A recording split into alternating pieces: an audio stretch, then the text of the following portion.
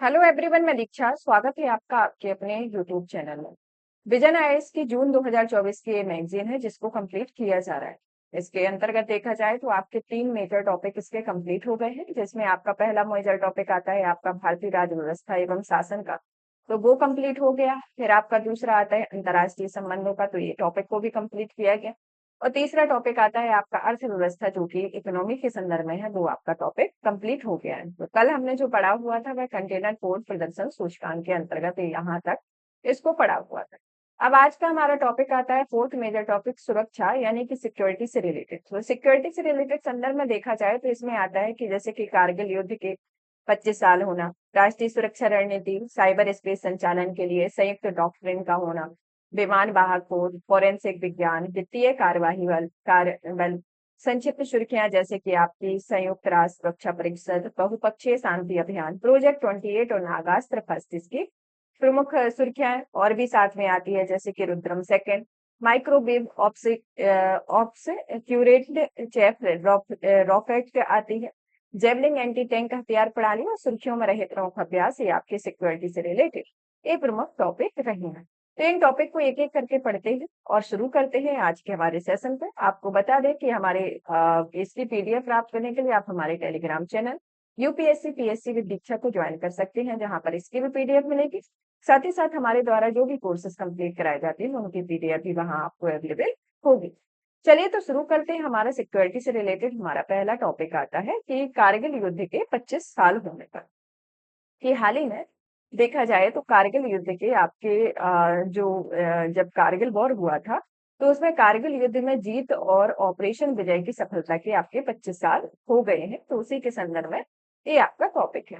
तो चलिए जानते हैं कि आखिर ये कारगिल युद्ध कब हुआ था और इसके अंतर्गत ये ऑपरेशन विजय चलाया गया था, तो उसके बारे में भी जानते हैं। और जो कारगिल विजय दिवस मनाया जाता है उसके बारे में, और कहाँ कहाँ पर इस युद्ध के मोर्चे रहे उसके बारे में, तो पूरा डिटेल अभी कारगिल युद्ध के संदर्भ में बने। क्योंकि अभी से आपके 25 साल पूरे हुए हैं और ये कारगिल युद्ध आपका बहुत ज्यादा इम्पोर्टेंट होता है आपकी सिक्योरिटी से रिलेटेड। तो आपको इससे रिलेटेड आपके एग्जाम में क्वेश्चन कहीं ना कहीं पूछे जाएंगे। जैसे कि आपका पहला तो एक ही कारगिल युद्ध में 25 साल का होना।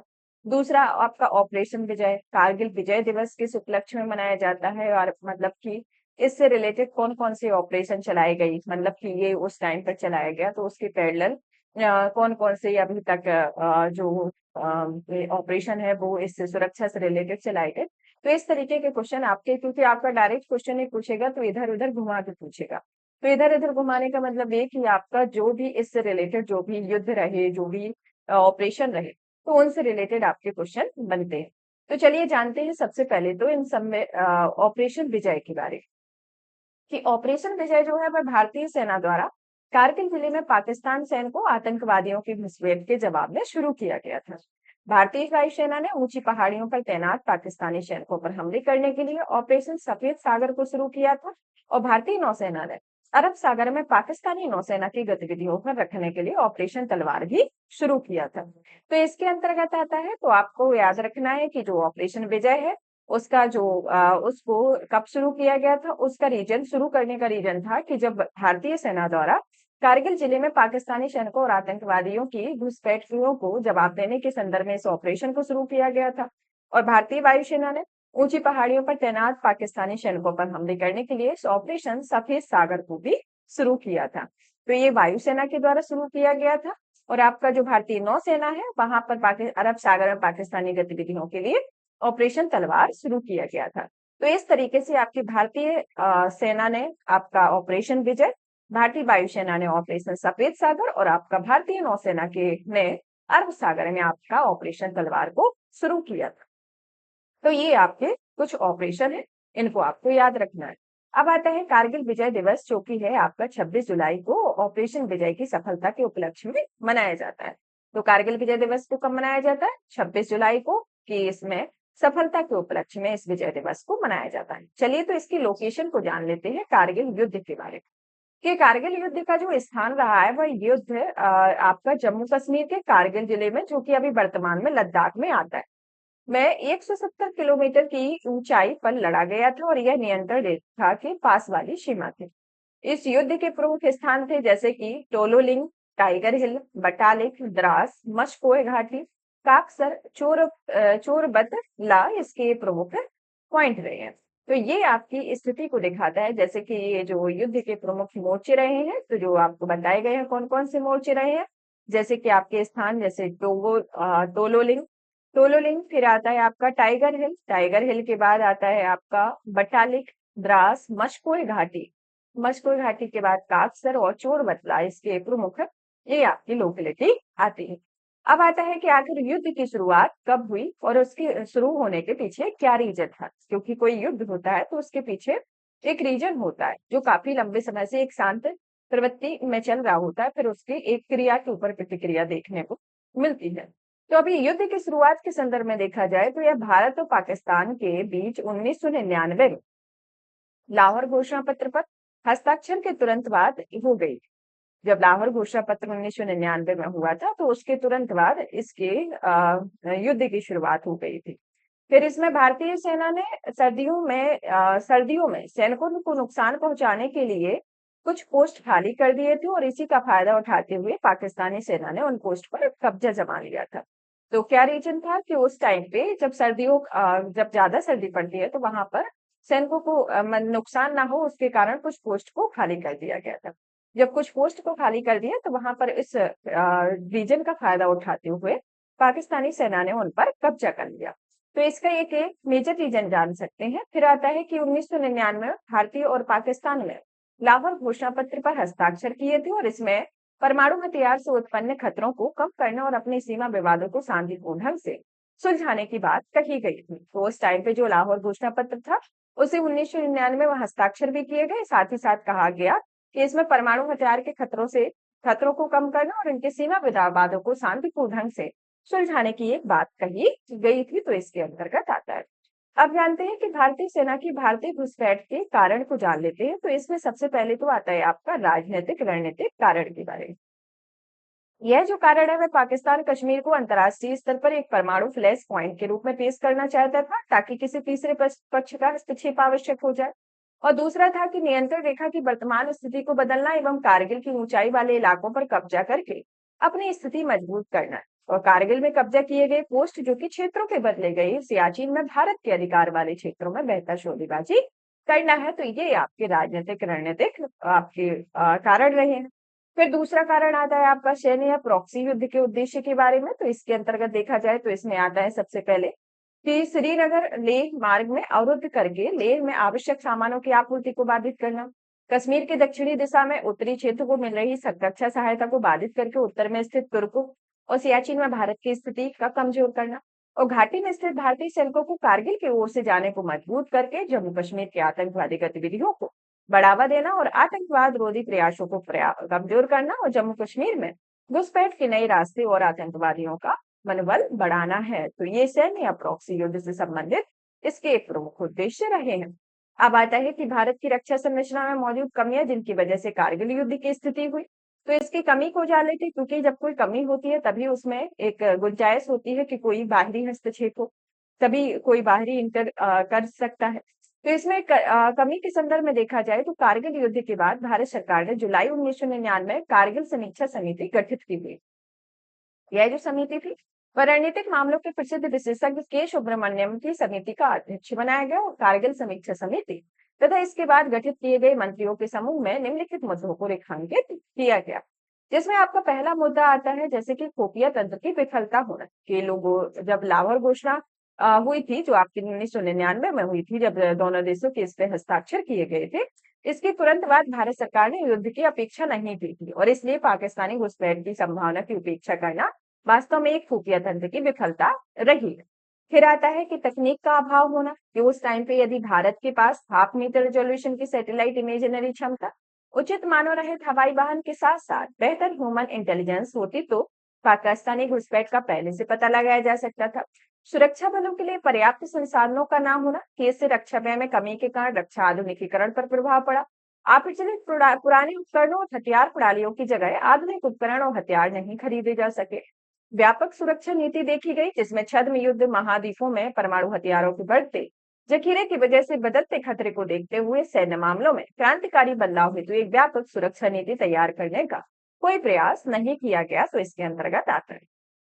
अब आता है कि भारत की रक्षा और सुरक्षा संरचना को मजबूत करने के लिए कारगिल समीक्षा जो समिति की सिफारिश है उसके संदर्भ में बात कर लेते हैं कि इसके अंतर्गत क्या जो समिति बनी थी कारगिल समीक्षा समिति को उसके अंतर्गत कौन कौन से पॉइंट उभर कर आए जो उस समिति ने सिफारिशों के तौर पर दिए।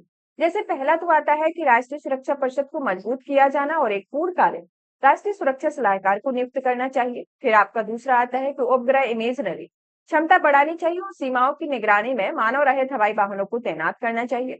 तीसरा आता है अमेरिकी नेशनल सिक्योरिटी एजेंसी की तर्ज पर भारत में इलेक्ट्रॉनिक और संचार खुफिया का एक केंद्रीय संगठन गठित करना चाहिए और एकीकृत रक्षा खुफिया एजेंसी का गठन करना चाहिए।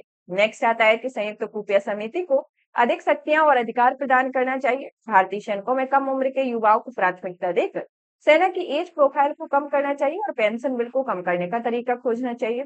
प्रभावी सीमा प्रबंधन बनाने के लिए सभी संबंधित मुद्दों का अध्ययन करने के लिए एक समिति गठित की जानी चाहिए और युद्ध के रिकॉर्ड को प्रकाशित किया जाना चाहिए और इनसे संबंधित आधिकारिक डॉक्यूमेंट को सार्वजनिक करना चाहिए ताकि सही तथ्यों का पता चल सके। सेना और मीडिया के बीच तालमेल बिठाना चाहिए। अलग अलग स्तरों पर नागरिकों या सैन्य संपर्क तंत्र का विकास करना चाहिए जिससे कमान मुख्यालय से लेकर जमीनी स्तर पर परिचालन संरचनाओं तथा संबंधों को सुचारू बनाया जा सके। अब आता है कि भारत की रक्षा संरचना को मजबूत करने के लिए शुरू की गई पहलों के बारे में बात कर लेते हैं। तो अभी हमने इसके जो कमी रही उसके बारे में देखा, उद्देश्य देखा और इसके बाद हमने इसके जो ऑपरेशन जो रहे उनके बारे में देखा। फिर आती है इसकी सिफारिशें जो कारगिल के जो हुआ था तो उस टाइम पे जो समिति बनी हुई थी उसकी क्या सिफारिशें थी उसके बारे में। अब इसकी प्रमुख पहलों के बारे में देख लेते हैं कि जो भारत की रक्षा संरचना को मजबूत करने के लिए शुरू की गई पहलों के बारे में। तो पहली पहल जो शुरू की गई थी वह खुफिया तंत्र था यानी कि इंटेलिजेंस। तो इंटेलिजेंस के संदर्भ में देखा जाए तो इंटेलिजेंस तंत्र एक टास्क फोर्स का गठन किया गया। यह राष्ट्रीय स्तर पर अति महत्वपूर्ण अवसंरचनाओं की सुरक्षा तथा साइबर सुरक्षा से संबंधित कमियों को दूर करने के लिए 2004 में तकनीकी अनुसंधान संगठन का गठन किया गया जो कि एक मल्टी एजेंसी सेंटर स्थापित किया गया जिसके तहत सभी खुफिया एजेंसियों द्वारा दैनिक आधार पर एमएसी में सूचना साझा की जाती थी। तो इसके अंतर्गत आता है। अब आता है नेक्स्ट की राष्ट्रीय सुरक्षा प्रबंधन और सर्वोच्च स्तर पर निर्णय प्रक्रिया के बारे में कि सरकार ने सभी मंत्रालयों और विभागों के बीच बेहतर समन्वय के लिए राष्ट्रीय सुरक्षा परिषद के लिए आवश्यक सुधार किए थे।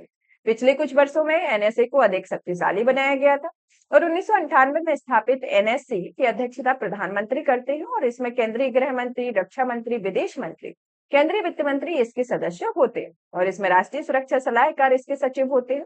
और भारत ने परमाणु हथियारों के प्रबंधन के लिए 2003 में परमाणु कमान प्राधिकरण का अनावरण किया और इस प्राधिकरण की राजनीतिक परिषद की अध्यक्षता प्रधानमंत्री करते हैं और प्रधानमंत्री परमाणु हथियारों के उपयोग के आदेश देने का एकमात्र अधिकार राजनीतिक परिषद के पास होता है। और 2019 में देखा जाए तो चीफ ऑफ डिफेंस के स्टाफ को पद सृजित किया गया जिसमें इस स्टाफ की कमेटी का ये जो सीडीएस होते हैं वह एक स्थायी अध्यक्ष होते हैं। अब आती है दूसरी समिति जैसे कि दूसरी पहल और नेक्स्ट आती है रक्षा आधुनिकीकरण के मामले कि सशक्त बल में युवा और अनुभवी कर्मियों के बीच बेहतर संतुलन स्थापित करने के लिए अग्निपथ योजना शुरू की गई। तो इसके संदर्भ में देखा जाए तो यह आधुनिक कारखानों में कॉर्पोरेट कल्चर विकसित करना, कामकाज संबंधी स्वायत्तता और दक्षता में वृद्धि करना, रक्षा उत्पादन और स्वदेशीकरण करना जिसके निम्नलिखित उपाय बताए गए जैसे कि रक्षा अधिकरण नीति 2020 जारी की गई, सकारात्मक स्वदेशीकरण सूची जारी की जाने लगी, सृजन पोर्टल लॉन्च किया गया, रक्षा उत्कृष्टता के लिए नवाचार ने अदिति योजना शुरू की, रक्षा ऑफसेट नीति की शुरुआत की गई जिसका उद्देश्य भारतीय रक्षा उद्योग के विकास में पूंजीगत अधिकरण का लाभ उठाना है। अंडमान और निकोबार थिएटर कमांड की स्थापना की गई, प्रौद्योगिकी विकास निधि योजना की गई जिसमें नई स्टार्टअप एमएसएमई शिक्षाविदों के लिए शुरू की गई। अब आता है सीमा प्रबंधन के बारे में। तो सीमा प्रबंधन के संदर्भ में देखा जाए तो एक टास्क फोर्स का गठन किया गया। स्मार्ट फेसिंग सिस्टम दिखाया गया जिसमें व्यापक एकीकृत सीमा प्रबंधन प्रणाली के तहत बोल्ट क्यूआरटी यानी कि border electronic dominated QRT interception तकनीक को भारत, बांग्लादेश, पाकिस्तान से लगी कुछ सीमाओं में तैनात किया गया। सीमा अवसंरचना एवं प्रबंधन योजना देखी गई जो कि यह सीमा बाढ़ लगाने और सीमा पर फ्लड लाइट लगाने के लिए केंद्रीय क्षेत्र की योजना है। वाइब्रेंट विलेज प्रोग्राम को शुरू किया गया जो कि अरुणाचल प्रदेश, हिमाचल प्रदेश, सिक्किम और उत्तराखंड, लद्दाख में उत्तरी सीमा से सटे युवा चुनिंदा गांवों में व्यापक विकास के लिए 2023 में केंद्र प्रायोजित योजना है। सभी मौसमों के लिए उपयुक्त सड़कों और सड़कों का निर्माण किया गया जैसे कि अटल सुरंग जो कि मनाली को लाहौर स्पीति से जोड़ती है और सिंकुला सुरंग जो है वह लद्दाख तक सभी मौसमों की उपयुक्त कनेक्टिविटी प्रदान करने के आदि के लिए होती है। तो इसके संदर्भ में आपके सीमा प्रबंधन को लेकर आपकी पहल थी। अब आता है निष्कर्ष के तौर पे देखा जाए तो यह एक तरीके से कारगिल युद्ध के बाद युद्ध का स्वरूप तरीका बदल गया और यह है नॉन स्टेट एक्टर्स द्वारा आतंकवादी गतिविधियों को अंजाम देने और लड़ने के लिए अलग अलग गैर परंपरागत तरीकों का उपयोग किए जाने लगा और साइबर तथा अंतरिक्ष क्षेत्र में तकनीकी प्रगति हुई युद्ध की दिशा का निर्धारित करती है और इसलिए भारतीय सशस्त्र बलों को भविष्य के संघर्षों को बदलते हुए स्वरूप से निपटने के लिए तैयार रहना चाहिए, क्योंकि भविष्य में होने वाले युद्ध अधिक हिंसक और अप्रत्याशित हो सकते हैं। अब आता है राष्ट्रीय सुरक्षा नीति के बारे में, यानी कि नेशनल सिक्योरिटी स्ट्रेटजी के बारे में। नेशनल सिक्योरिटी स्ट्रेटजी के संदर्भ में देखा जाए तो हाल ही में चीफ ऑफ डिफेंस ने लिखित राष्ट्रीय सुरक्षा रणनीति की आवश्यकता पर प्रश्न उठाए और इससे एनएसएससी के डॉक्यूमेंट के महत्व पर बहस छिड़ गई है। तो क्या रीजन रहा है जिसके कारण इसमें बहस का एक मुद्दा बन गया है? तो इसमें आता है कि हाल ही में जो चीफ ऑफ डिफेंस स्टाफ है उसने लिखित राष्ट्रीय सुरक्षा रणनीति यानी कि आपकी जो एनएसएस है की आवश्यकता पर प्रश्न उठाए। अब प्रश्न उठाए हैं तो इसमें आपका ये इम्पोर्टेंट हो जाता है कि आखिर जो सुरक्षा रणनीति थी तो इस पर जो लिखित राष्ट्रीय सुरक्षा रणनीति की आखिर इसकी आवश्यकता क्यों पड़ी, भारत में इसका क्या उपयोग होता है। फिर आपको ये भी देखना है कि एनएसएस क्या है, एनएस यानी कि नेशनल सिक्योरिटी स्ट्रेटजी क्या है। इसके साथ आपको चीफ और डिफेंस स्टाफ के बारे में भी जानना है कि इसकी नियुक्ति कौन करते हैं और इसके संदर्भ में जो इनके पास इतना अधिकार रहता है कि इनके पर एक प्रश्न चिन्ह उठाए।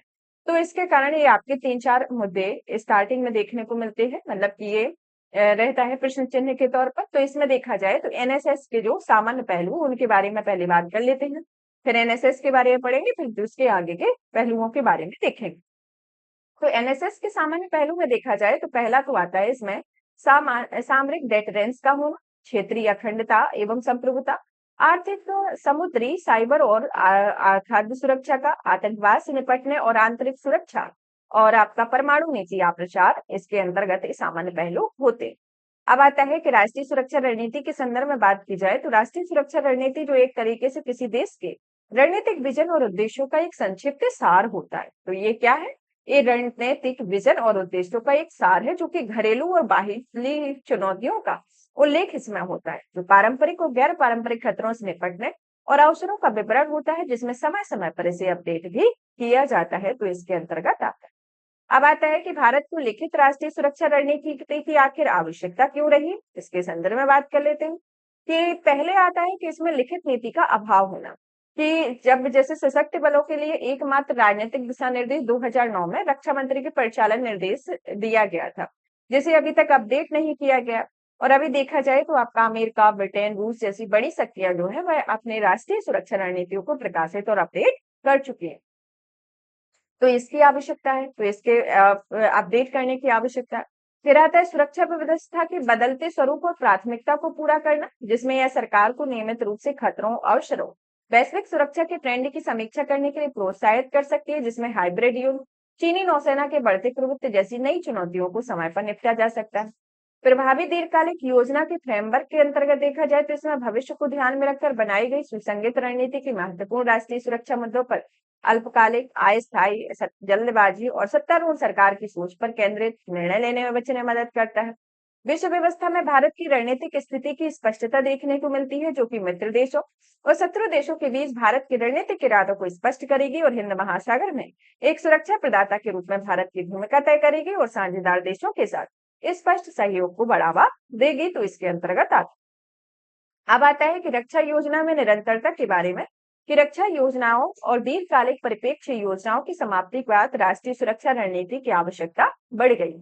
परिचालन संबंधी इसमें जो परिचालन संबंधी स्पष्टता भी देखी गई है, जिसके अंतर्गत अधिकारों का वितरण, थिएटर कमांड के संचालन जैसे क्षेत्रों में निर्णय लेने में मार्गदर्शन करने में सहायता कर सकते हैं। और यह एक थिंक टैंक द्वारा पीयर रिव्यू के लिए एक रेफरेंस के रूप में कार्य करके सार्थक जवाबदेही को सुनिश्चित करता है, अस्पष्टता को कम करेगी और राष्ट्रीय दृष्टिकोण अपनाने के संदर्भ में देखा जाए तो यह व्यापक राष्ट्रीय शक्ति का उपयोग करने और ऑपरेशंस के बेहतर समन्वय हेतु तालमेल बनाने में मदद कर सकती है। तो इसके संदर्भ में आता है। अब आता है कि राष्ट्रीय सुरक्षा रणनीति को संहिताबद्ध करने के लिए चुनौतियों के बारे में बात कर लेते हैं। तो पहला तो आता है कि राजनीतिक इच्छा शक्ति का अभाव होना। इस इच्छा शक्ति के अंतर्गत देखा जाए तो राष्ट्रीय सुरक्षा मुद्दों पर राजनीतिक सहमति की कमी, जवाबदेही लेने का भय, रक्षा मामलों पर विशेषज्ञों की कमी जैसे वजहों से राजनीतिक नेतृत्व में लिखित राष्ट्रीय सुरक्षा रणनीति करने से बच जा रहा है। राजनीतिक लचीलापन का कम होना कि लिखित राष्ट्रीय सुरक्षा उपकरण होने से राजनीतिक नेतृत्व विशेष तरीका अपनाने के लिए मजबूर होगा, वहीं लिखित रणनीति नहीं होने की स्थिति में भी अधिक प्रतिबद्धता में काम करने पर मजबूर नहीं होंगे।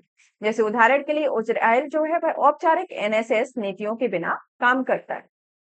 संसाधनों के आवंटन के संदर्भ में कि राष्ट्रीय सुरक्षा रणनीति ने प्रभावी तरीके से लागू का मतलब है कि इसके निर्धारित उद्देश्यों को पूरा करना हो और इसके लिए पर्याप्त वित्तीय और मानवीय संसाधन और क्षमता निर्माण की आवश्यकता होगी। कमजोर संस्थागत समर्थन और नीतिगत फीडबैक की कमी के संदर्भ में तो इसके अंतर्गत देखा जाए तो वर्तमान में भारत और रक्षा सुरक्षा मामलों पर बहुत कम थिंक टैंक मौजूद रहे हैं, तो इसके अंतर्गत आता है। अब आता है कि राष्ट्रीय सुरक्षा रणनीति के लिए जो मसौदा तैयार करने से पूर्व कौन कौन से कदम उठाए गए थे उसके बारे में एक बात कर लेते हैं। तो इसमें पहला तो आता है कारगिल समीक्षा समिति की रिपोर्ट होना, जिसे 2000 में प्रस्तुत किया गया था और इसमें राष्ट्रीय सुरक्षा रणनीति बनाने में गंभीरता से नहीं लिया गया। दूसरी आती है सुरक्षा पर नरेश चंद्र समिति, जो कि 2011 में आई हुई थी। इस समिति में व्यापक चर्चा को जन्म दिया, लेकिन राष्ट्रीय सुरक्षा रणनीति बनाने के मुद्दे में सफल नहीं रहे। राष्ट्रीय सुरक्षा सलाहकार की अध्यक्षता में रक्षा योजना समिति 2018 में आई, जो कि एक स्थायी निकाय था, जिनमें अन्य कार्यों के साथ साथ राष्ट्रीय सुरक्षा रणनीति के मसौदा तैयार करने का भी कार्य सौंपा गया। फिर आती है आपकी हुडा समिति। हुडा समिति जो है वह 2018 में गठित की गई थी और इसमें नई सुरक्षा चुनौतियों से निपटने हेतु भारत की रक्षा क्षमताओं को बढ़ाने के लिए व्यापक राष्ट्रीय सुरक्षा का सुझाव देने का कार्य सौंपा गया और इसने राष्ट्रीय सुरक्षा रणनीति के मसौदों को निम्नलिखित सिद्धांतों का सुझाव दिया। पहला तो आता है कि आपका वैश्विक मामलों में उचित स्थान सुनिश्चित करना, सुरक्षित पड़ोस सुनिश्चित करना, आंतरिक संघर्षों का शांतिपूर्ण समाधान करना और अपने लोगों की सुरक्षा सुनिश्चित करना, अपनी क्षमताओं को मजबूत करना होता है। तो इसके अंतर्गत ये कुछ रणनीतिक सिद्धांतों को सुझाव दिए गए।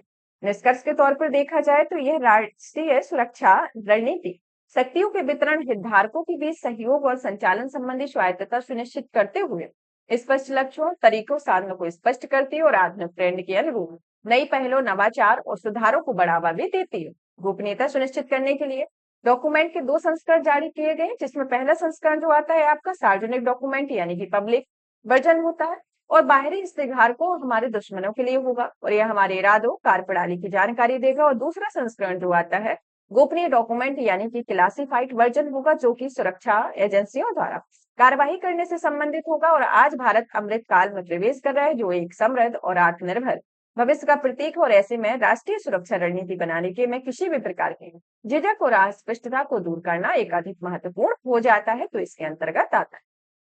अब आता है हमारा नेक्स्ट टॉपिक कि साइबर स्पेस संचालन के लिए संयुक्त डॉक्ट्रिन के बारे में, ये joint doctrine of the cyber space operation. तो हाल ही में जो देखा जाए कि चीफ ऑफ डिफेंस ने साइबर स्पेस के संचालन के लिए भारत का पहला संयुक्त डॉक्ट्रिन जारी किया। चलिए तो जान लेते हैं कि संयुक्त साइबर ऑपरेशन डॉक्ट्रिन क्या है, इसके संदर्भ में जानते हैं, जो कि हाल ही में चीफ ऑफ डिफेंस स्टाफ के द्वारा इसे भारत का पहला जो संयुक्त डॉक्ट्रिन जारी किया गया है। आखिर इसकी आवश्यकता क्यों पड़ी और इसके क्या उद्देश्य होते हैं और ये किस तरीके से इम्पोर्टेंट रखता है। जैसे कि संयुक्त साइबर ऑपरेशन डॉक्ट्रिन जो है वह सैन्य पहलुओं को समझने पर जोर देता है। इसमें यह कदम दर्शाता है कि यह साइबर स्पेस स्थल या वायु जैसी पारंपरिक डोमेन के अलावा आधुनिक युद्ध के एक महत्वपूर्ण डोमेन के रूप में उभरा है। चलिए तो सबसे पहले साइबर स्पेस के बारे में जानेंगे, फिर संयुक्त डॉक्ट्रिन के इंपोर्टेंस के बारे में जानेंगे।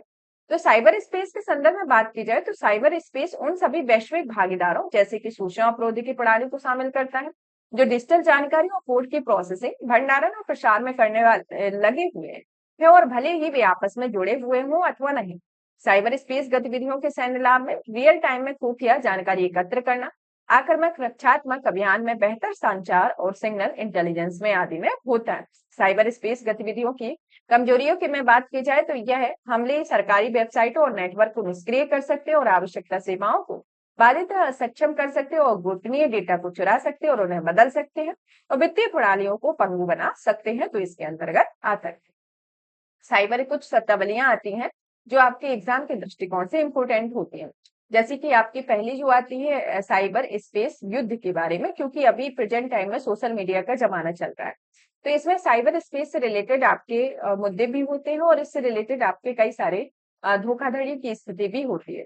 तो इसके कारण आपका साइबर स्पेस से रिलेटेड जो भी शब्दावलियां हैं उनको ध्यान रखना आवश्यक होता है, क्योंकि आपका जब एग्जाम में क्वेश्चन आएगा तो उसमें साइबर स्पेस के अगर 4-5 दे दिए जाएंगे, जैसे कि आपने साइबर स्पेस युद्ध में, तो साइबर स्पेस युद्ध को दे दिया जाता है तो उसकी डेफिनेशन दे दिया, लेकिन आपको नहीं पता है कि ये साइबर स्पेस युद्ध होता है, तो इसको एक बार समझ लेंगे कि ये चीज ऐसी होती है, तो जब आपका एग्जाम में आएगा तो एक माइंड मेकअप रहेगा कि इस चीज से ये चीज होता है, तो उसके कारण आपको क्वेश्चन आपका सॉल्व हो जाएगा। जैसे कि साइबर स्पेस युद्ध जो है वह राज्य या गैर राज्य अभिकर्ताओं द्वारा राजनीतिक उद्देश्यों में कंप्यूटर या नेटवर्क आधारित हमला साइबर स्पेस युद्ध कहलाता है। जैसे कि जो आपका वैसा जो युद्ध होता है वो आमने सामने होता है, लेकिन इसमें कुछ है टेक्नोलॉजी होती है उनके थ्रू होता है, लेकिन साइबर स्पेस जो युद्ध होता है वो कंप्यूटर या नेटवर्क आधारित युद्ध होता है। और इस युद्ध में देखा जाए तो साधारण भाषा में साइबर युद्ध का मतलब जैसे कि इंटरनेट पर लड़ाई करना, कंप्यूटर नेटवर्क का इस्तेमाल करके एक दूसरे को नुकसान पहुंचाना है। जैसे कि इकोसिस्टम में जो आपका साइबर युद्ध का जो इकोसिस्टम है, साइबर आतंकवाद, साइबर धोखाधड़ी, साइबर जासूसी, साइबर स्टूकिंग आदि के संदर्भ में प्रमुख उसके में शामिल होते हैं, जो कि साइबर स्पेस युद्ध के संदर्भ में इसे देखा जाता है। अब आता है कि संयुक्त डॉक्ट्रिन के इम्पोर्टेंस के बारे में देखा जाए, तो ये जो है वह सशक्त बलों के कमांडरों, स्टाफ या चिकित्सकों को साइबर ऑपरेशन की योजना बनाना, संचालित करने के लिए वैचारिक मार्गदर्शन प्रदान करता है। या 3 सेनाओं जिसमें थल सेना, नौसेना, वायुसेना की ज्वाइंटनेस और एकीकरण को बढ़ावा देता है, जो प्रभावी एकीकृत थिएटर कमांड के गठन के लिए एक पूर्व शर्त है। वैश्विक स्तर पर प्रतिस्पर्धी बनाने में मदद करेगा। साइबर स्पेस में ऐसी स्वतंत्रता कार्यवाहियों को रोक लिया, जैसे कि देश की अर्थव्यवस्था, एकजुटता, रणनीतिक निर्णय लेने और आत्मरक्षा करने की क्षमता को प्रभावित कर सकता है, इसके अंतर्गत आता है। अब आता है कि भारत में साइबर स्पेस क्षमताओं को मजबूत करने के लिए कौन कौन से कदम उठाए गए। तो इसके अंतर्गत आपका तो पहले तो आता है रक्षा साइबर एजेंसी, जिसकी स्थापना जो है 2019 में की गई। यह त्रिसेवा एजेंसी है, साइबर सुरक्षा घटनाओं से निपटने और तीनों सेनाओं के बीच साइबर सुरक्षा के प्रयासों के समन्वय करने के लिए जिम्मेदार है। साइबर सुरक्षा अभ्यास जो कि 2024 में हुआ था, इसके लिए रक्षा साइबर एजेंसी द्वारा आयोजित किया गया था, और यह साइबर सुरक्षा से जुड़े सभी संगठनों की साइबर रक्षा क्षमता विकसित करने और सभी हितधारकों के बीच आपसी तालमेल को बढ़ावा देने के लिए आयोजित है। साइबर आपातकालीन प्रतिक्रिया दल में, जो कि एक तरीके से साइबर हमलों को रोकने और उन पर कार्यवाही करने के लिए रक्षा सेवाओं द्वारा CERT की स्थापना की गई है। साइबर सुरक्षा संचालन केंद्र के बारे में, जो कि साइबर खतरों की निगरानी और इससे निपटने का प्रबंधन करते हैं, और यह रक्षा संबंधी सूचना और संचार प्रणालियों की सुरक्षा में एक तरीके से देखा जाए तो ये असम राइफल के संदर्भ में, जो कि सुरक्षा को सुनिश्चित करते हैं। निष्कर्ष के तौर पर देखा जाए तो साइबर स्पेस संचालन में संयुक्त डॉक्ट्रिन राष्ट्रीय सुरक्षा में साइबर स्पेस के महत्वपूर्ण भूमिका को मजबूत करते हुए भविष्य की सैन्य रणनीति और संचालन की दिशा देने के लिए तैयार किया गया है। तो ये आपका साइबर स्पेस से रिलेटेड है। तो अब इसमें जानना है कि आपका जो CDS होते हैं, यानी कि चीफ ऑफ डिफेंस स्टाफ के बारे में भी जान लेते हैं, क्योंकि इसके पहले भी CDS के बारे में आया हुआ है, जो आपका NSS के लिए उन्होंने दिशा निर्देश जारी किए थे, मतलब वो रोका गया था। फिर आपका ये दूसरा वाला आया हुआ है, तो CDS के बारे में भी जान लेते हैं कि CDS जो है वह 2019 में इसका पद सृजित किया गया था। यह 4 स्टार जनरल रैंक का पद होता है। यह 2001 में मंत्रियों के एक समूह में एक के सुब्रमण्यम समिति की रिपोर्ट के आधार पर CDS के पद को सृजित किया गया था। CDS के पद के लिए कौन कौन से कार्य और जिम्मेदारी होती है उनके बारे में जानते हैं कि यह जो होता है वो रक्षा मंत्रालय के अंतर्गत गठित सैन्य कार्य विभाग का प्रमुख होता है, जिसमें विभाग के सचिव के रूप में कार्य करते हैं। यह chief of defence staff committee का स्थायी अध्यक्ष होता है, वह रक्षा मंत्री की अध्यक्षता वाली रक्षा अधिकरण परिषद का सदस्य होता है। साथ ही वह राष्ट्रीय सुरक्षा सलाहकार की अध्यक्षता वाली रक्षा योजना समिति का सदस्य होता है। वह 3 सेनाओं में सैन्य मामलों, जिसमें रक्षा मंत्रालय के प्रधान सैन्य सलाहकार के रूप में कार्य करता है, परमाणु कमान प्राधिकरण के सैन्य सलाहकार के रूप में कार्य करता है। साथ ही यह अपेक्षित बजट के आधार पर पूंजीगत अधिनिर्णय के प्रस्तावों में अंतर सेवा प्राथमिकता निर्धारित करता है। CDS जो है वह किसी भी सैन्य कमान का उपयोग नहीं करता, यहाँ तक कि तीनों सेनाओं के अध्यक्षों पर भी नहीं होता है। तो ये CDS की प्रमुख कार्य एवं जिम्मेदारी होती है। अब आते हैं हमारे नेक्स्ट टॉपिक विमान वाहक पोत यानी कि एयरक्राफ्ट कैरियर के बारे में, कि हाल ही में भारत के रक्षा मंत्री ने दूसरे स्वदेशी विमान वाहक पोत के निर्माण की योजना का गठन किया है, मतलब कि इसकी घोषणा की है। उन्होंने भविष्य में 5 और 6 विमान वाहक पोत बनाने की योजना का उल्लेख किया है। चलिए तो जान लेते हैं कि एयरक्राफ्ट वाहक के प्रकार के बारे में, कि ये एयरक्राफ्ट जो कैरियर है उनके जो प्रकार है उनके बारे में जान लेते हैं कि ये कितने प्रकार के होते हैं। तो इसके संदर्भ में देखा जाए तो पहला जो आता है आपका कैटापल्ट यानी कि assistant take off barrier arrested recovery के बारे में।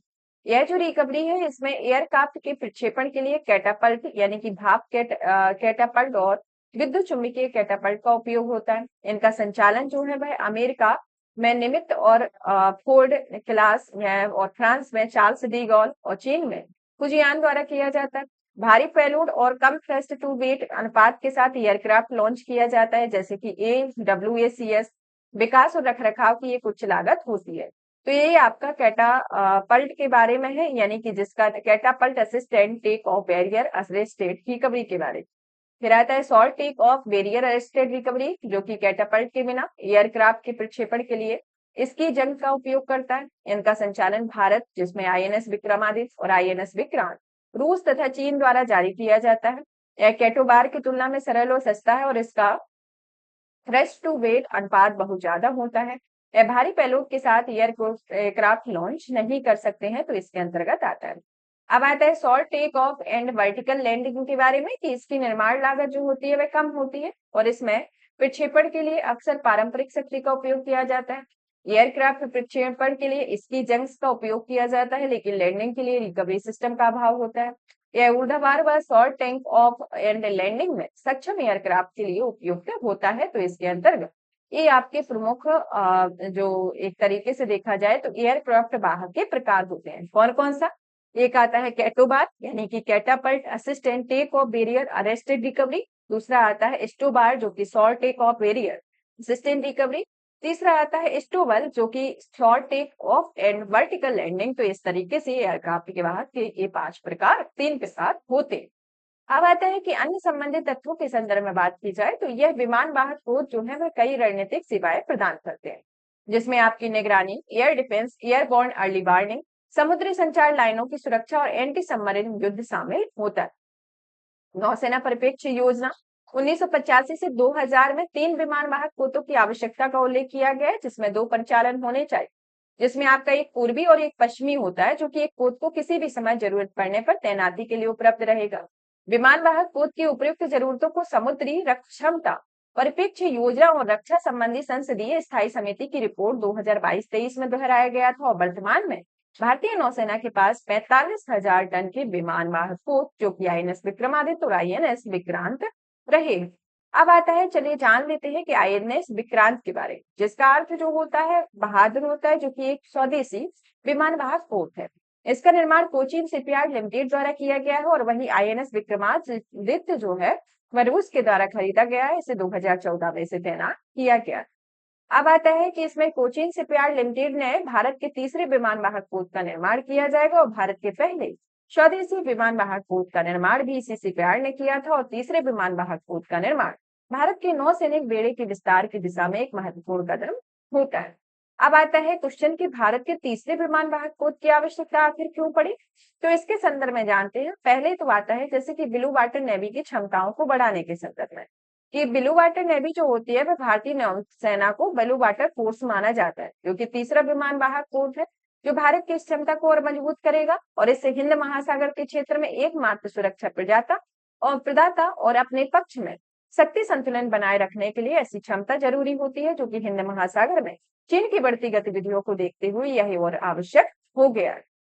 ऑपरेशन रूप से हमेशा तैयार रहना कि 3 विमान वाहक पोत यह सुनिश्चित करेंगे कि कम से कम 2 हमेशा परिचालन में रहें, भारत के पूर्वी और पश्चिमी दोनों समुद्री तटों पर तैनात रहें। अत्याधुनिक तकनीकों का समावेश देखा जाता है, जिसमें तीसरा विमान वाहक पोत भारी विमानों को लॉन्च करने के लिए इलेक्ट्रोमैग्नेटिक एयरक्राफ्ट लॉन्च सिस्टम और कैटोबार जैसे एडवांस प्रणालियों से युक्त होगा, जो कि अधिक क्षमता वाला होगा। भारत के सॉफ्ट पावर की भूमिका को निभाने में मददगार के संदर्भ में देखा जाए तो यह शांति के समय में विमान वाहक पोत मानवीय सहायता और आपदा राहत कार्यों में शामिल होते हैं, जो एमपीवीएन तथा वायु और समुद्री क्षेत्र में अन्य जरूरतों की भूमिका निभाने में सकते हैं। तो इसके अंतर्गत आता है। अब आता है कि नौसेनाओं के रंगों के आधार पर इसके वर्गीकरण को जान लेते हैं, कि नौसेना में जो रंगों के आधार पर वर्गीकरण किया जाता है उसमें सबसे पहले तो आपका आता है ब्राउन वाटर फोर्स के बारे में। ब्राउन वाटर फोर्स जो होती है वह एक तरीके से एक नौसेना शक्ति होती है जो मुख्य रूप से तटीय क्षेत्रों और उथले समुद्री क्षेत्रों का संचालन करती है। जो तटीय एवं उथले समुद्री क्षेत्रों का संचालन करती है वो आपकी ब्राउन वाटर फोर्स है। फिर दूसरी आती है ग्रीन वाटर फोर्स जो एक तरीके से ऐसी नौसेना शक्ति होती है जो अपने देश के तटीय क्षेत्रों के साथ साथ आसपास के महासागरों में भी संचालन करने में सक्षम होती है। मतलब कि जो आपकी ब्राउन है वो आपके तटीय क्षेत्र में हो गई, ग्रीन जो है वह तटीय के साथ साथ महासागरों का भी संचालन करती है, और ब्लू वाटर शक्ति जो होती है वो सर्वाधिक शक्तिशाली नौसेना होती है जो दुनिया के किसी भी महासागर में लंबे समय तक परिचालन कर सकती है। यह नौसेना अपने देश की समुद्री शक्ति का प्रतीक होती है और वैश्विक स्तर पर अपनी उपस्थिति दर्ज कराती है।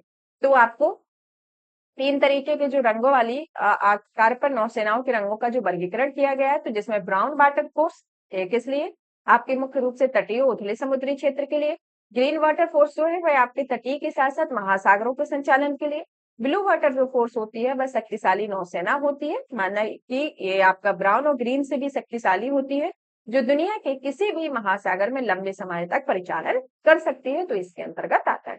अब आता है आपका नेक्स्ट, इसमें निष्कर्ष के तौर पर देख लेते हैं कि क्षेत्रीय प्रतिस्पर्धा और बढ़ती राजनीतिक गतिविधियों के बीच भारत की अपनी विमान वाहक क्षमताओं को बढ़ाना होता है और खासकर वित्तीय संसाधनों की कमी परिचालन संबंधी चुनौतियों के लिए भारत की नौसैनिक सुरक्षा के मामले में अपनी तकनीकी क्षमताओं को मजबूत करना होता है। विमान वाहक पोत बनाम पनडुब्बियों के बारे में जान लेते हैं कि इसके लेखक की जो आपके पनडुब्बियां के संदर्भ में और विमान वाहक पोत में क्या डिफरेंशिएशन होता है और किस तरीके से ये एक दूसरे से संबंधित होती है। कि भारत की पहले चीफ ऑफ डिफेंस स्टाफ ने विमान वाहक पोतों को महंगा और अनावश्यक माना था और उनका तर्क था कि भारतीय सेना अभियानकारी बल नहीं है और उसे दूर दराज के स्थानों पर विमान वाहक पोत तैनात करने की जरूरत नहीं है। और इसके अलावा विमान वाहक पोतों को समुद्र या तटीय क्षेत्रों में प्रक्षेपित मिसाइलों से खतरा और उन खतरों को देखते हुए पनडुब्बियों को प्राथमिकता देने का तर्क दिया था। तो ये उस टाइम पर हुआ था जब चीफ ऑफ डिफेंस स्टाफ ने अपना ये बयान दिया था, उसी के आधार पर उन्होंने पनडुब्बियों पर प्राथमिकता दी थी, ना कि विमान वाहक पोतों पर। और अभी देखा जाए तो स्टील क्षमताओं में सुरक्षात्मक विशेषताओं में पनडुब्बियों पर समुद्री सतह पर संचलित विमान वाहक पोतों की तुलना में युद्ध पोतों में सुरक्षात्मक उपकरण की कम जरूरत पड़ती है और संतुलित नौसैनिक रणनीति के लिए विमान वाहक पोत और पनडुब्बी दोनों समान रूप से आवश्यक है और दोनों की भूमिकाएं भी है। और यहाँ पनडुब्बियां स्टील तो आक्रामक क्षमताओं पर ध्यान केंद्रित करती है, वहीं विमान वाहक पोत कई भूमिका निभाती है, कई मिशनों में भी सहायक होते हैं। तो इन दोनों की अलग अलग भूमिका रहते हुए भी वह दोनों एक ही रूप से समान भागीदारी निभाते हैं, जिसमें पनडुब्बी भी आवश्यक होती है और विमान वाहक पोत भी आवश्यक होती है, जिसमें पनडुब्बियों को प्राथमिकता दी गई और अभी प्रेजेंट में देखा जाए तो विमान वाहक पोत को आवश्यकता दी गई, जो मतलब कि इसको और इसके बढ़ा दिया गया है कि इनको और बनाया जाए। तो इस तरीके से ये स्थिति रहे। अब आता है फॉरेंसिक साइंस के बारे में या फॉरेंसिक विज्ञान के बारे में कि हाल ही में केंद्रीय मंत्रिमंडल में 2024-25 से 2028-29 की अवधि के लिए राष्ट्रीय फॉरेंसिक अवसंरचना संवर्धन योजना को मंजूरी दी है। यह योजना है जो है वह केंद्रीय क्षेत्र की योजना है। इससे संबंधित तथ्यों के बारे में देखा जाए तो यह राष्ट्रीय साक्ष्य अधिनियम 2023 के तहत 7 साल और उससे अधिक हुई सजा वाले आपराधिक मामलों के लिए फॉरेंसिक जांच अनिवार्य कर दी गई है। तो ये आपका जो 2023 का अधिनियम था उसके अंतर्गत 7 साल या उससे अधिक वाले बच्चों के लिए जो भी होगा उसके लिए फॉरेंसिक जांच अनिवार्य कर दी है।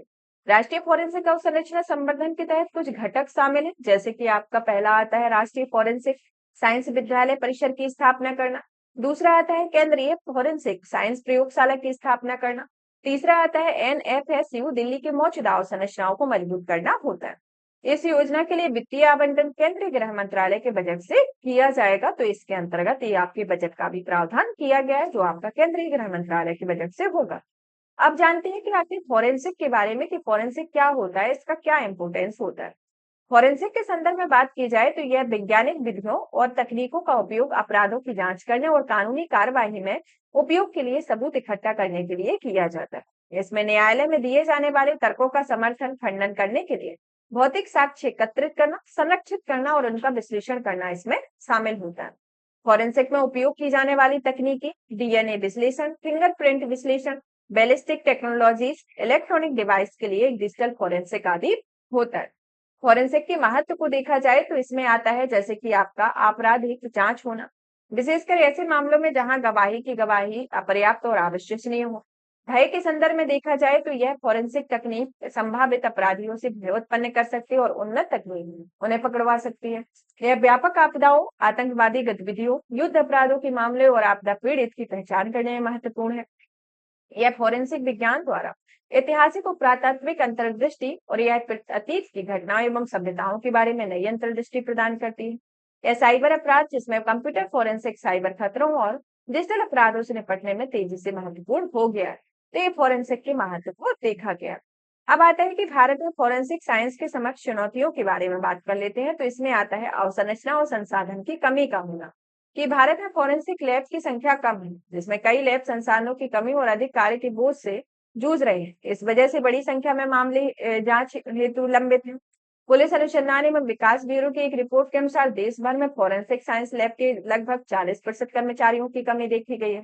बजट की कमी देखी गई है, जिसमें फोरेंसिक क्षमताओं सहित राज्य पुलिस बलों के आधुनिकीकरण पर बजटीय आवंटन पर्याप्त नहीं है। गुणवत्ता और मानकीकरण की एक कमी देखी गई है। कानूनी और संस्थागत चुनौतियां रही हैं और नौकरशाही संबंधी बाधाएं और अलग अलग एजेंसियों के बीच प्रभावी समन्वय नहीं होने के कारण कई बार असहजता सामने आती है और गलतफहमी पैदा होती है। तो इसके अंतर्गत आता है। आगे की राय में देखा जाए तो इसमें आता है मालिमत समिति 2003 की सिफारिशों के बारे में। तो इसमें संस्थागत के संदर्भ में देखा गया है कि यह सही जांच सुनिश्चित करने के लिए राज्य जिला स्तर पर जांचकर्ताओं, फोरेंसिक विशेषज्ञों, अभियोजकों के बीच समन्वय के लिए बेहतर मैकेनिज्म स्थापित करना चाहिए, जो कि केंद्रीय और राज्य स्तर पर फोरेंसिक मेडिको लीगल सेवाओं को मजबूत बनाने के लिए मेडिको लीगल कार्य में शामिल विशेषताओं को पर्याप्त प्रशिक्षण दिया जाना चाहिए। प्रशिक्षण और क्षमता निर्माण के संदर्भ में देखा जाए तो यह नवनियुक्त अभियोजकों और न्यायाधीशों के लिए एक वर्षीय प्रशिक्षण कार्यक्रम आयोजित किया जाना चाहिए और इस प्रशिक्षण में पुलिस, फोरेंसिक लैब, न्यायालय और जेल अधिकारियों के साथ कार्य का अनुभव शामिल होना चाहिए। तो इसके अंतर्गत आता है। अन्य के संदर्भ में बात की जाए तो यह साइबर अपराध जांच होता है, जो कि भारतीय राष्ट्रीय साइबर अपराध समन्वय केंद्र पहल का विस्तार करना चाहिए, जिससे अधिक साइबर अपराध जांच कर्मियों को प्रशिक्षित करने, अतिरिक्त साइबर फोरेंसिक लैब की स्थापना को प्राथमिकता दी जाएगी। सार्वजनिक निधि भागीदारी को बढ़ावा दिया जाएगा, जिसमें कानून को लागू करने, एजेंसी और निजी फोरेंसिक लैब की साझेदारी बढ़ाने की चाहिए, ताकि इस मामले में जांच की क्षमता बढ़ाई जा सके और बैकलॉग को कम किया जा सके। अंतर्राष्ट्रीय सहयोग की स्थिति देखने को मिलती है, जो कि अंतर्राष्ट्रीय फोरेंसिक संस्थानों के साथ सहयोग मजबूत करने में डिजिटल फोरेंसिक और नए क्षेत्रों के ज्ञान के आदान प्रदान और प्रौद्योगिकियों के हस्तांतरण में भी मदद मिलेगी। तो इसके अंतर्गत आता है। अब आता है वित्तीय कार्यवाही कार्यबल के बारे में, कि हाल ही में सिंगापुर में आयोजित वित्तीय कार्यवाही कार्यबल की बैठक में भारत की पारस्परिक मूल्यांकन रिपोर्ट को स्वीकार किया गया। यह रिपोर्ट जो है वह भारत का पहला म्यूचुअल एवोल्यूशन 2010 में किया गया था। वर्तमान में म्यूचुअल एवोल्यूशन रिपोर्ट भारत को रेगुलर फॉलोअप श्रेणी में रखा गया और इस रिपोर्ट में जैम यानी कि जन धन, आधार नंबर, मोबाइल फिनिटी जैसी पहलों की प्रशंसा इसके अंतर्गत की गई है। यह नगद लेन देन को सख्त विनिमय के कारण वित्तीय समावेशन और डिजिटल लेन देन में एक उल्लेखनीय वृद्धि की गई है। साथ ही उपायों में लेन देन को भी पारदर्शी बनाया गया। रेगुलर फॉलोअप कैटेगरी में रखे जाने के इंपोर्टेंस के बारे में देखा जाए तो इसमें आता है वित्तीय स्थिरता और अखंडता का होना। इसमें यह वित्तीय प्रणाली की स्थिरता और अखंडता को प्रदर्शित करता है।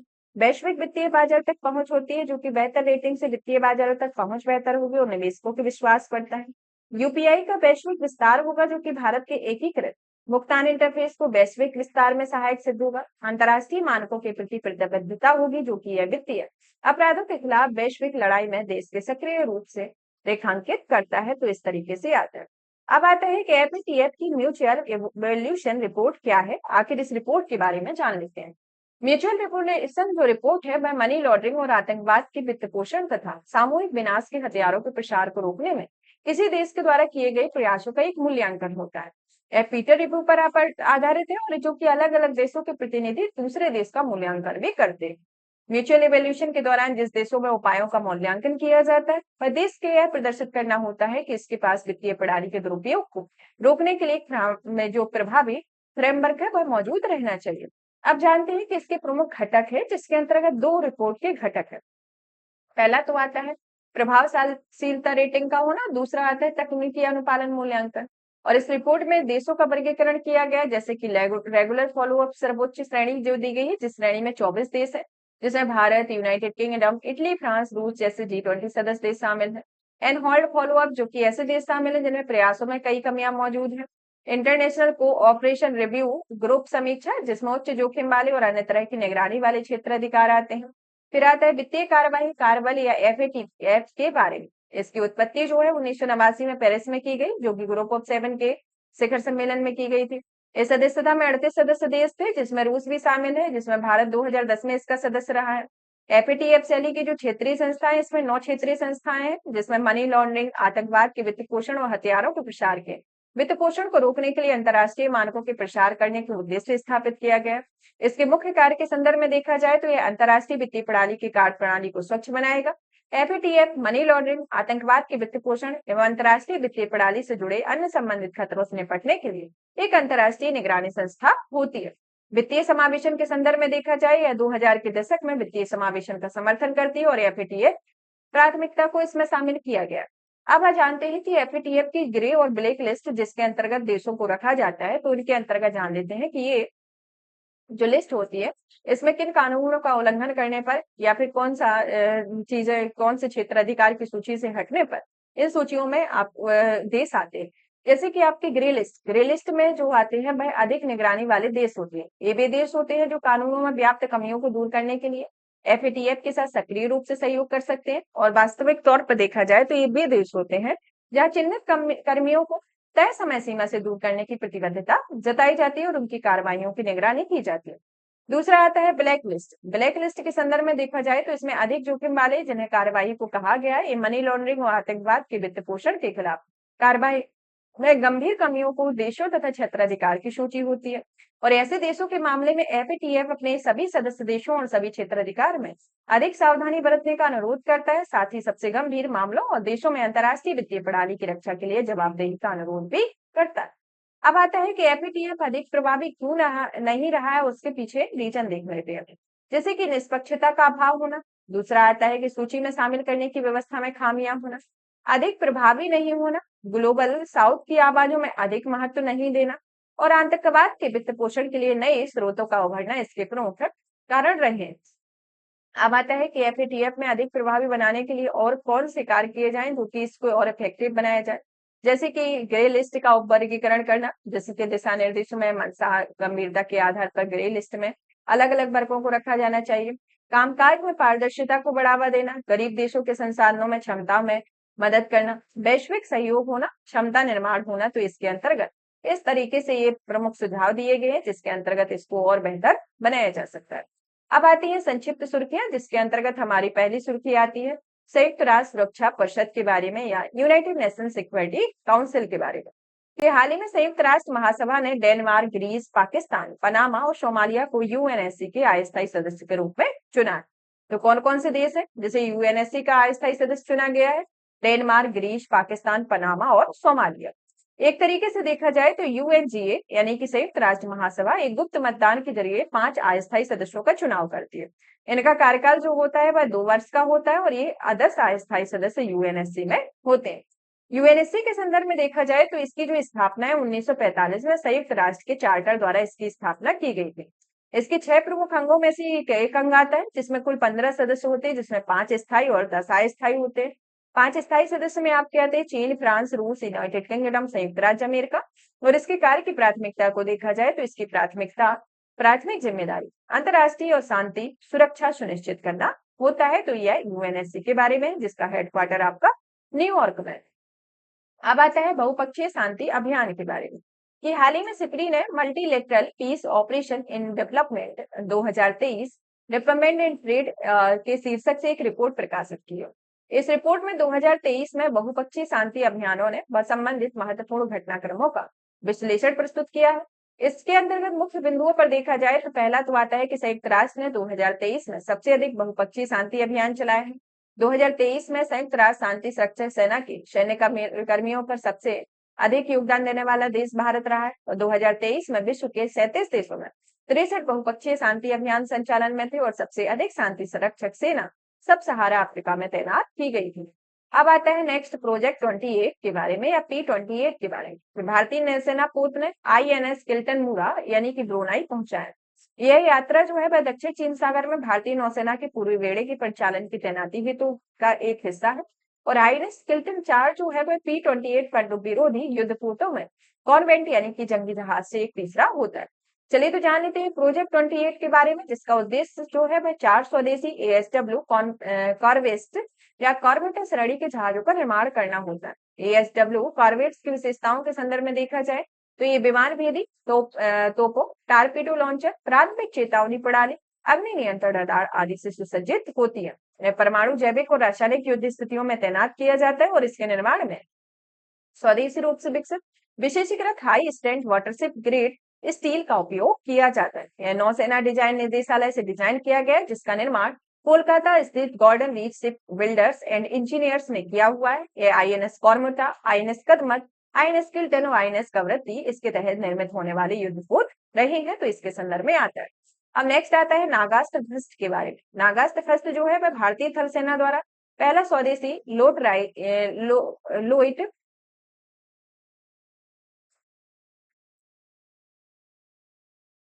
पहला स्वदेशी लोइट रिंग म्यूनिशन आत्मघाती ड्रोन नागास्त्र फर्स्ट प्राप्त हुआ है। यह नागास्त्र फर्स्ट जो है वह सोलर इंडस्ट्री के इकोनॉमिक्स एक्सप्लोरेशन लिमिटेड यानी कि नायमपुर के द्वारा शुरू किया गया है। यह 2 मीटर तक सटीकता के साथ जीपीएस सक्षम सटीक हमलों के साथ कामिकेज मोड में सतर्कतापूर्ण खतरों को बेअसर कर सकता है। और कामिकेज द्वितीय विश्व युद्ध में जापानी एयर अटैक की ओर में सदस्यों को संदर्भित करता है, जिन्हें लक्ष्य जिसमें आत्मघाती हमला तैयार करने के लिए किया जाता है। यह सैनिकों की जान को खतरे में डाले बिना दुश्मन के कैंपों पर सटीक हमला करने में सक्षम है।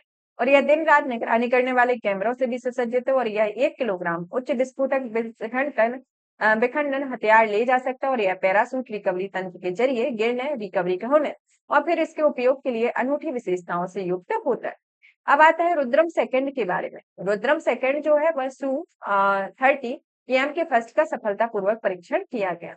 रुद्रम सेकंड जो है वह स्वदेशी रूप से विकसित ठोस ईंधन से चलने वाली वायु प्रक्षेपित मिसाइल प्रणाली होती है, जो हवा से सतह पर मार करने के लिए डिजाइन किया जाता है। अब इसके अंतर्गत देखा जाए तो यह जो मिसाइल प्रणाली है, इसे रक्षा अनुसंधान एवं विकास संगठन के द्वारा विकसित किया गया है। यह new generation anti radiation missile Rudram first का इसमें सफलतापूर्वक परीक्षण किया गया था। और यह भारतीय वायुसेना की पहली स्वदेशी एंटी रेडिएशन मिसाइल होती है, तो इसके अंतर्गत आता है। अब नेक्स्ट आता है माइक्रोवेव ऑब्सक्यूरेंट चेफ रॉकेट्स के बारे में। यह जो रॉकेट्स है वह डीआरडीओ ने भारतीय सेना को medium range microwave obscurate chaff rocket सौंपा था। Medium range microwave obscurate chaff rocket के बारे में देखा जाए तो इसकी विकासकर्ता एजेंसी जोधपुर में स्थित रक्षा अनुसंधान एवं विकास संगठन की रक्षा प्रयोगशाला में किया गया। और यह एक ऐसी तकनीक होती है जो रडार संकेतों को अवरुद्ध करती है, प्लेटफॉर्म अवृत्तीय परिसंपत्तियों के चारों ओर माइक्रोवेव शील्ड बनाती है और इस प्रकार से उनके रडार की पकड़ को आने में शंका कम करती है। इसकी विशेषताओं को देखा जाए तो यह चेफ एक तरीके से निष्क्रिय इलेक्ट्रॉनिक विद्युत उपाय होता है, जिसमें माइक्रोवेव द्विध्रुव के रूप में कार्य करने के लिए रेजोनेंट लेंथ के विद्युत चालकता वाले महीन फाइबर इसके अंतर्गत शामिल होते हैं। नेक्स्ट आता है जेवलिंग एंटी टैंक हथियार प्रणाली के बारे में। यह जो हथियार प्रणाली है तो प्राप्त जानकारी के अनुसार भारत और संयुक्त राज्य अमेरिका ने भारत में अपने जेवलिन मिसाइल का सही उत्पादन कराने की चर्चा की हुई है। जेवलिन एंटी टैंक हथियार प्रणाली के बारे में बात की जाए तो यह विश्व की प्रमुख single man portable medium range anti हथियार प्रणाली प्रक्षेपित होने के बाद यह मिसाइलें स्वचालित रूप से लक्ष्य की ओर निर्देशित होती है। और यह प्रणाली दावों और भूल जाओ के सिद्धांत पर कार्य करती है। नेक्स्ट आती है सुर्खियों में रहे प्रमुख अभ्यास के बारे में, जिसमें आपका आता है जिमेक्स। जिमेक्स जो है वह द्विपक्षीय जापान भारत समुद्री अभ्यास 2024 में जापान के योकोसुका में शुरू किया गया। यह 2022 में 2012 में जिमेक्स की शुरुआत के बाद यह 8वां संस्करण है।